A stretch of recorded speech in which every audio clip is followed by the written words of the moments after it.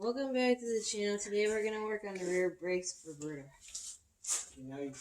Alright, like Deegan said, welcome back to the channel. Today we're going to be doing rear brakes on this monstrosity.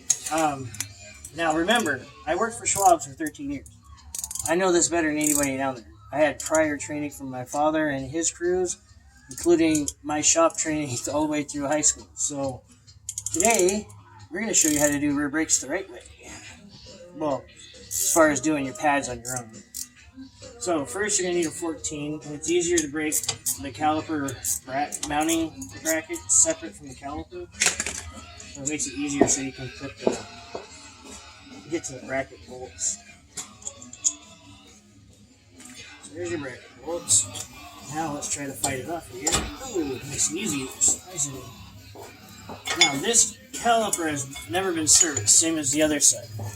Now you'll see the pad wear. This side is gone, right? You see it's all metal gone? Yeah. Okay. This side still has probably, with the tire gauge, probably 30 seconds left on it. So when you get uneven pad wear, you get worn out brakes. So on to the next one. Now we got the caliper off. Let's get the bracket off. Now these, like all of them, they say don't let them hang.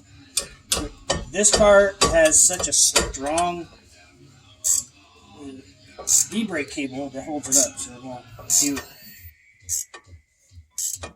This one's getting stuck. Go ahead and pause it for a second. So now that we got the bracket here on the bench, we did do some inspection. Now, first thing, this is the rotor that was metal to metal.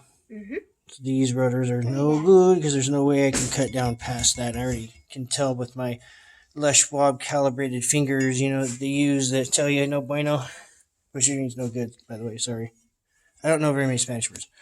So these is the rotors I'm going to run. These are off of my 06. They were nothing wrong with them. They were great. All I did was a non-directional try to finish. That way they'll break in with the pads. I also got everything off of here. Now, I mean everything. Les Schwab is horrible about this. Other shops probably are too. You take your car in, right, to have the rotors turn because you have a pulsation issue. Well, they don't clean this surface for beans. They don't clean that surface for beans.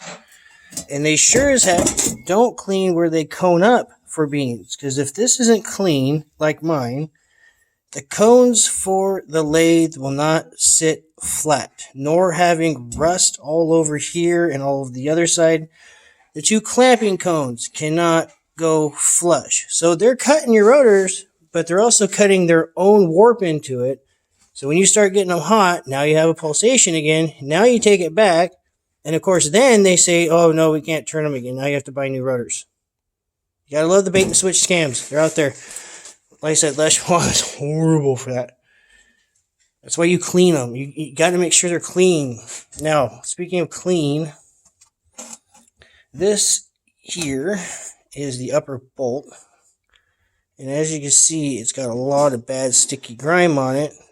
And that, ladies and gentlemen, is why this thing had a sticky caliper. This one's not any better. So, what we're going to do is we're going to clean the crud out of this thing with some brake clean, and we'll be back. I got my little partner out here to help me. I think he just likes spraying stuff. Yes. So we'll be right back. I'll help you. Hold on, dude. Okay, we're back. Now, if you are servicing your own calipers, you do need to check your pins. Now, if you notice this one, you can see the wear pattern on it where it's missing the gold. That's because it was not moving like it was supposed to be. It was just sticky. Same with this one. See how the green's all gone? It's just nice and shiny. Yeah, it needs bolts. But at this moment, we're just going to put it together. You got that greased up. We're going to get the pins in real quick and get the hardware on. And we'll cut back in and we'll be right back. Okay, so now you should have a bracket that looks like this. Now make sure when you pull these out, the one with the rubber thing goes in the top. You can get those mixed up and yeah. Now, there's another little theory out there about frozen calipers. Now, I've been in this industry my whole life, and I've seen maybe 2. Majority of the time, these slides get stuck. You get rusty up in these plates. It causes uneven wear. It's not a frozen caliper. What I would recommend, and yes, it's a pain in the butt, just like doing a bleed and flush. I do believe doing the Les Schwab deal on a bleed and flush because that is very, very important. Brakes are very important to me. And making sure your calipers are serviced. Now, when they get their calipers, they come in a box. Now, the Les Schwab way is they're supposed to tear them down and make sure everything's good and then put them on. But instead, they just slap them on and don't torque nothing, don't check nothing. Who knows what could happen? Just saying.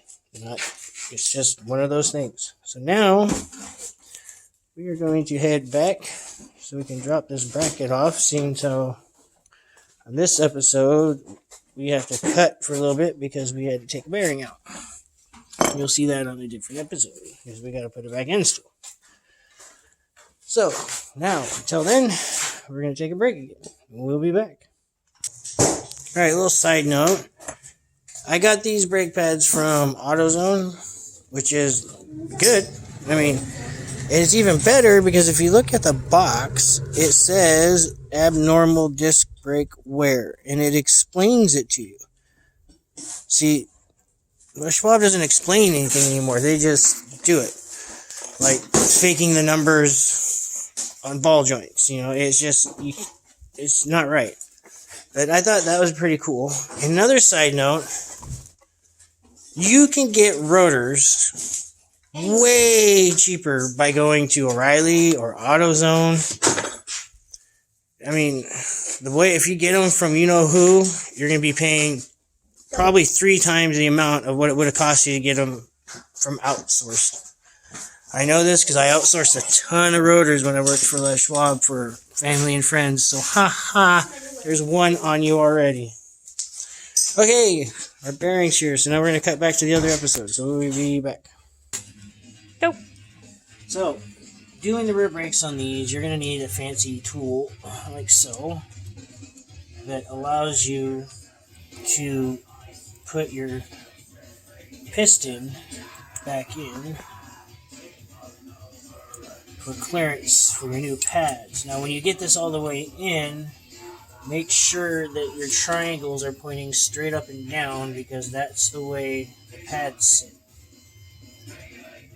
So right there should be all the way. Let's see where the marks are. A little off. OCD, don't make fun. Okay, that's that. I have the whole kit, so it makes it nice to do stuff like this. Plus, I've got different ones to do the front ones too, but very handy, especially if you want to do your own brakes on one of these.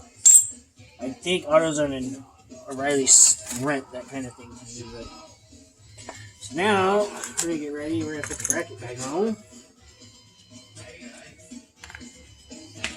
Oh, yes, that's that good stuff. Alright, I'm going to get this bolted on and torqued and ready to go, and we'll be right back. Ready. Alright, this is not a lube fest, people. You don't have to smear this stuff everywhere. Now, the one with the tag is always your inside. Well, usually. All you need to do is attack the tabs on the pads. I'll explain why here in a second once I get these pads in. Now, you could have greased the back side of these chrome little dudes there that are what hold your pads in, but I know these won't squeak. Alright, there's the one. Now, I'm going to do the other pad. Now, when we get to the caliper, this is where everybody's going to be. I've seen people cake this stuff on the whole entire back pad, the whole entire front of the pad, trying to get rid of an isolation noise of some squeakies, when it's just a simple, like I said earlier, service.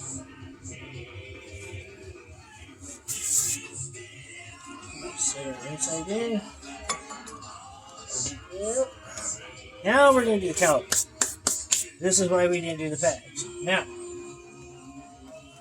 as you can see, all we're going to grease is where it goes to the pad. And the reason for that is that's the metal-to-metal contact point.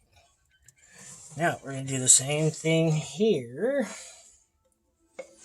on this side of the caliper where the ears are, because those are the only two outside pieces of the caliper that make contact with the pads.